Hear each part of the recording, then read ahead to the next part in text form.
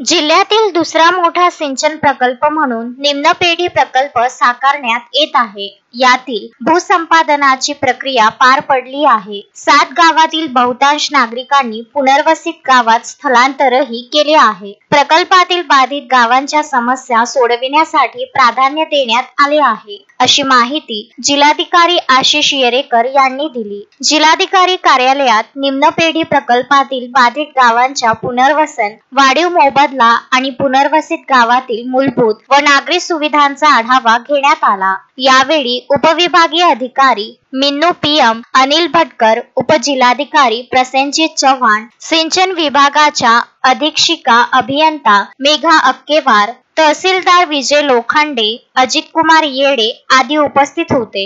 जिल्ह्याच्या दृष्टिकोनातून निम्नपेढी प्रकल्प महत्त्वाचा असून प्रशासनाकडून प्रकल्प पूर्ण करण्याच्या हालचाली सुरू करण्यात आल्या आहे. यात प्रामुख्याने बुडीत क्षेत्रातून अद्यापही स्थलांतरित झाले नसलेल्या नागरिकांचे स्थलांतर करण्यात येणार आहे. पुनर्वसनासाठी ज्या गावांना जमीन आवश्यक आहे त्याची उपलब्धता करण्यात येणार आहे. ही जागा नागरिकांच्या सोयीची असणार आहे. येत्या 15 जून पर्यंत नागरिकांनी जागेचा ताबा घेतल्यास त्यांना घरकुल योजनेत समाविष्ट करून घर बांधण्यासाठी सहाय्य पुरविण्यात येणार आहे. त्यामुळे नागरिकांनीही प्रकल्प पूर्ण करण्यासाठी सहकार्य करावे, असे आवाहन जिल्हाधिकारी आशिष येरेकर यांनी केले.